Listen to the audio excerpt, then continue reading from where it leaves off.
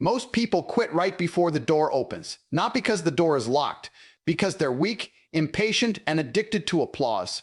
They start something and expect fireworks in a week. When silence hits, when nothing moves, when nobody claps, panic sets in. They call it burnout. It's not burnout, it's exposure. The moment results don't show up, their fake confidence collapses. Here's the uncomfortable truth.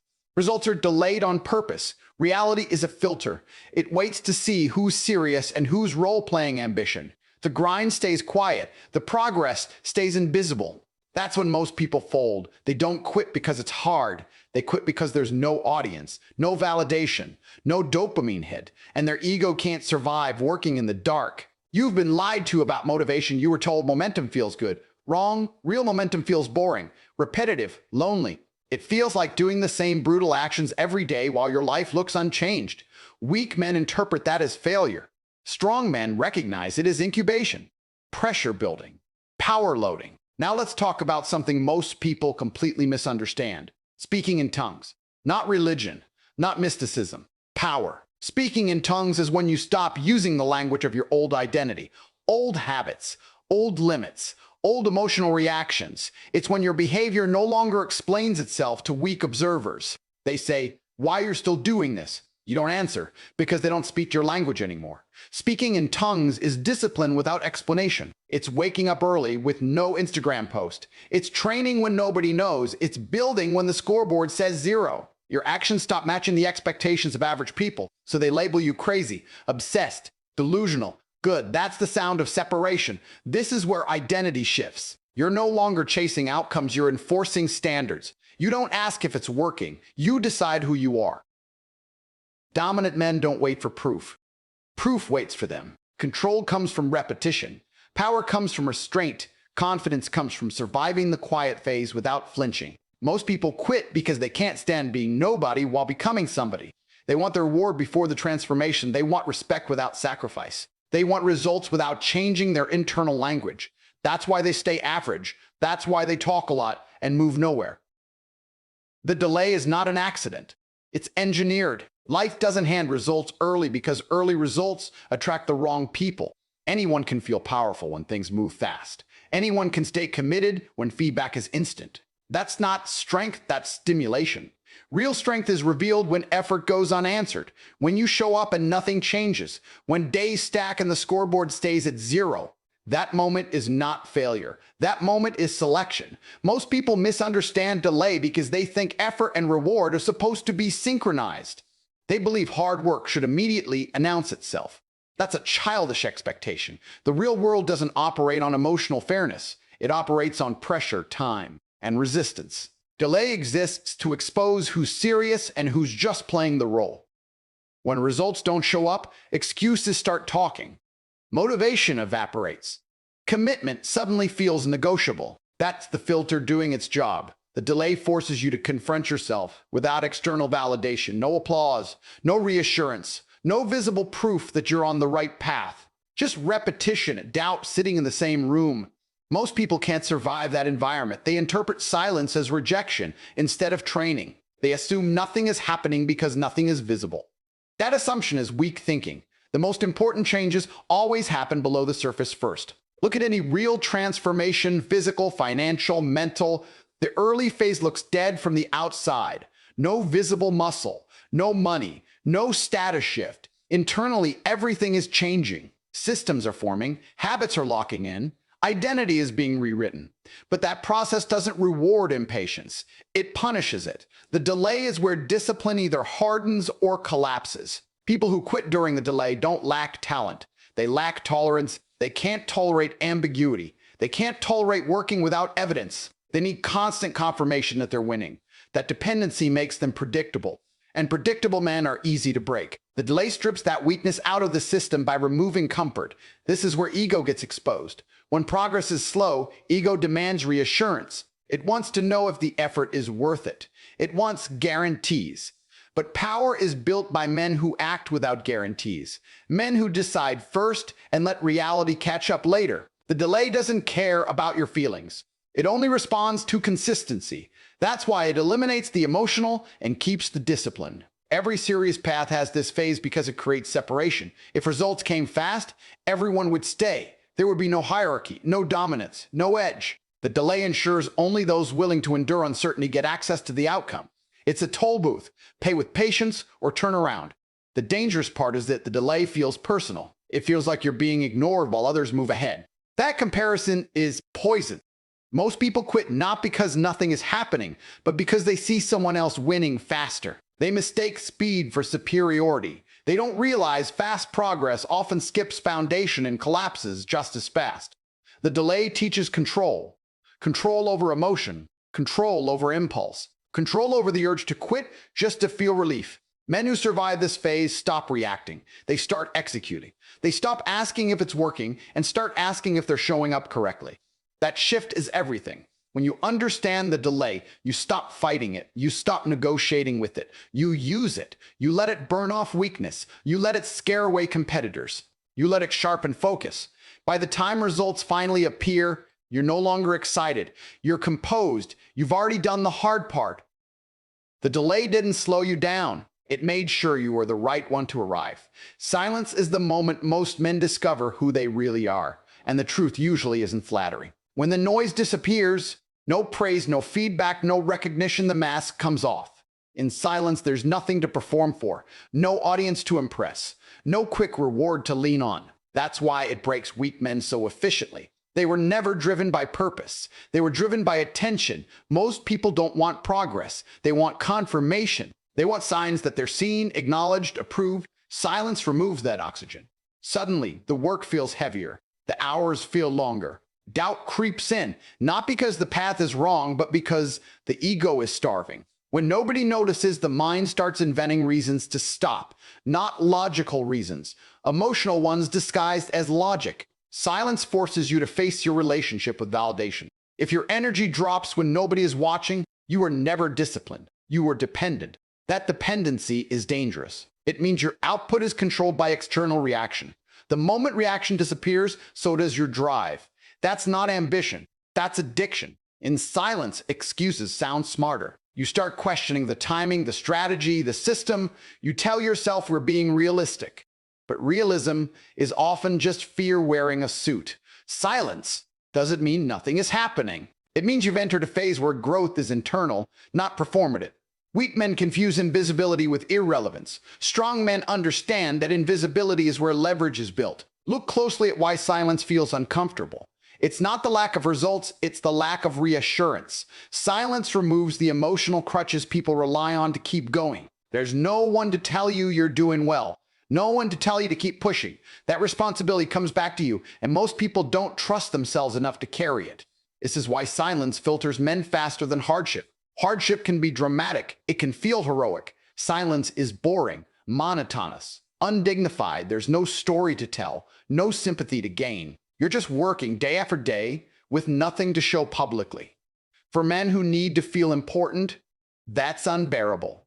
Silence also removes comparison, which terrifies insecure men. When there's no feedback loop, you can't measure yourself against others. You don't know if you're ahead or behind. That uncertainty demands internal standards. You either decide what winning looks like, or you drift until something louder pulls you away. Most drift.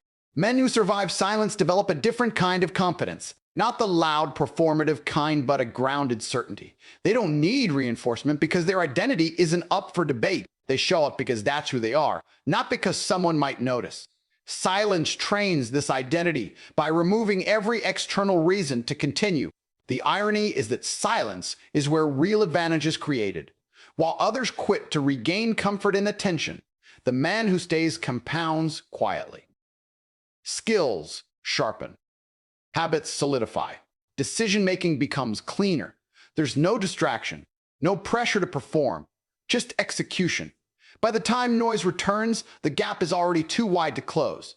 Silence doesn't announce when it's over. It just ends one day when results appear and people suddenly ask where you came from. They assume it was luck, timing, talent. They never see the silent stretch where most men disappeared. Silence didn't slow you down. It removed everyone who couldn't stand being alone with their own ambition.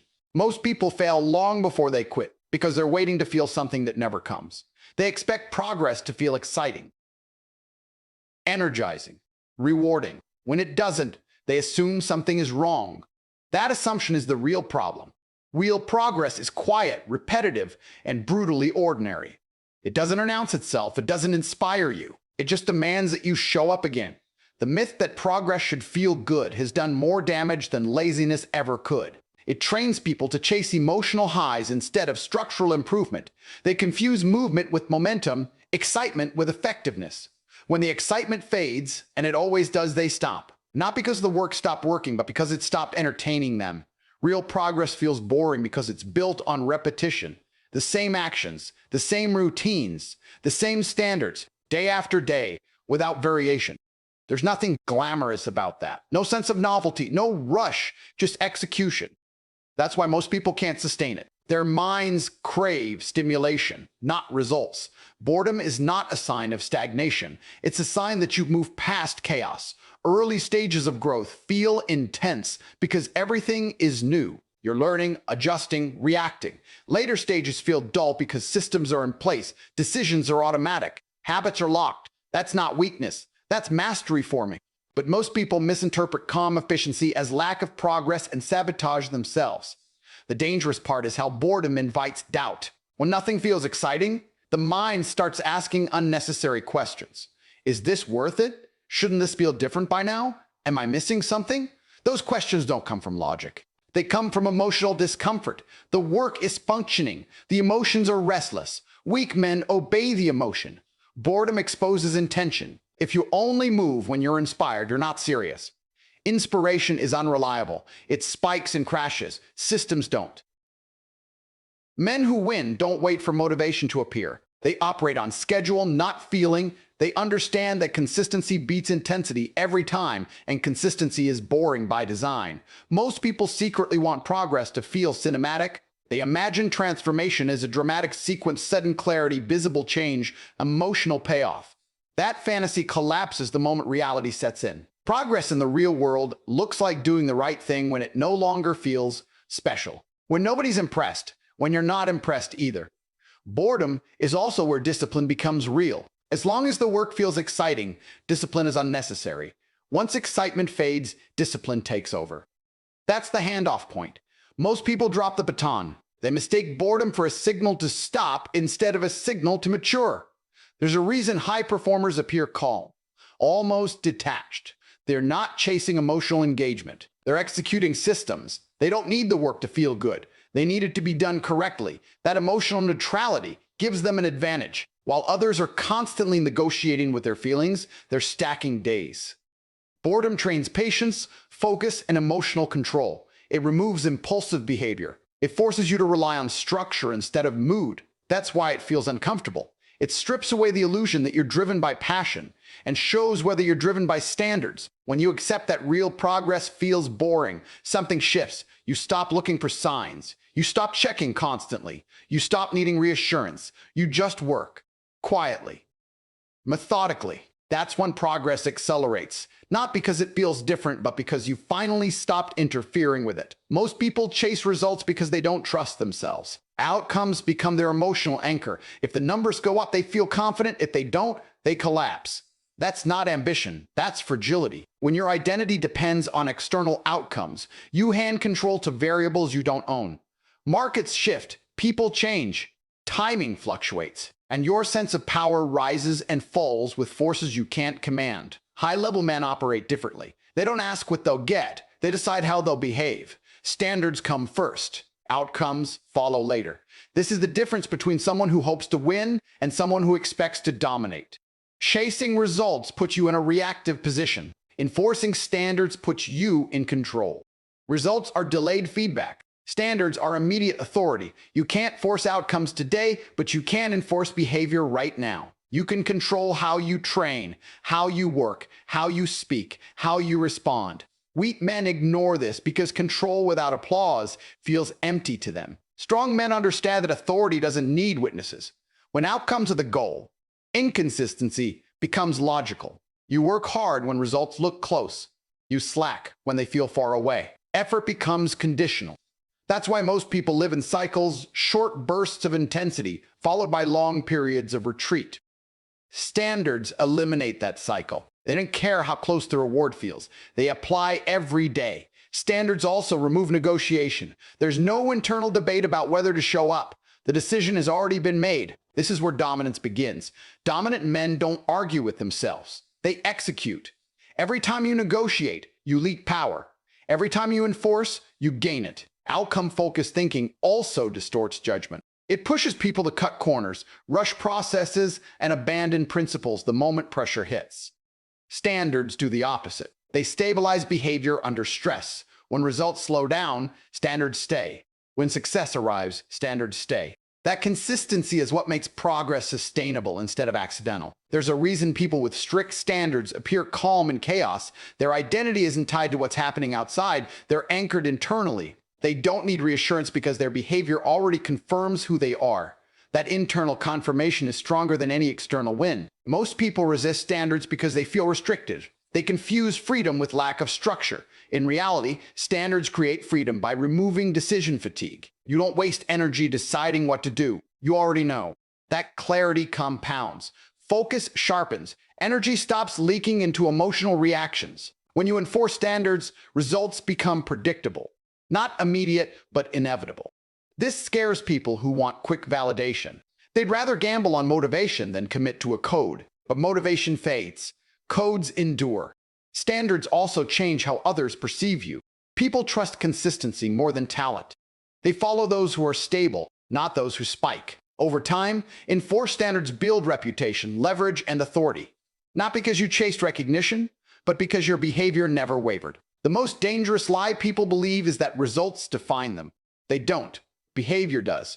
Results fluctuate. Identity should not. When you internalize this, pressure loses its grip. You stop performing. You start operating. Dominance isn't loud. It's controlled. It's the quiet confidence of someone who knows they'll win eventually because they refuse to break their own rules. When standards are non-negotiable, outcomes become a formality, not a question. Invisibility is where most men lose their nerve. When no one is watching, when no one cares, when effort disappears into nothingness, the mind starts looking for exits, not because the work is impossible, but because it feels pointless. Humans crave acknowledgement. Remove it, and you expose who was driven by ego instead of intent. The truth is simple. If you need to be seen to stay consistent, you were never built to lead. Being invisible strips away performance. There's no image to maintain, no reputation to protect, no audience to impress. That's why it feels uncomfortable. All that's left is the work and the man doing it. Most people can't sit in that space for long. They abandon the process just to feel relevant again. That choice costs them everything, even if they don't realize it yet. Invisibility forces patience. It demands long-term thinking in a world addicted to instant reaction. While others chase visibility, the invisible man compounds. He builds skill without distraction. He sharpens judgment without noise. He moves without interference. By the time attention arrives, he's already ahead. That gap didn't appear overnight. It was earned in obscurity. The invisible phase is dangerous because it offers no emotional reward, no dopamine spikes, no external markers of success, just time passing. That emptiness is unbearable for men who confuse movement with progress. They jump from plan to plan, project to project, chasing the feeling of momentum. Meanwhile, the invisible man stays still and grows. There's power in being underestimated. When people don't see you, they don't plan for you, they don't compete with you, they don't interfere. Invisibility gives you space to experiment, fail, adjust, and refine without pressure. That freedom disappears the moment attention shows up. Most people chase attention too early and sabotage their own development.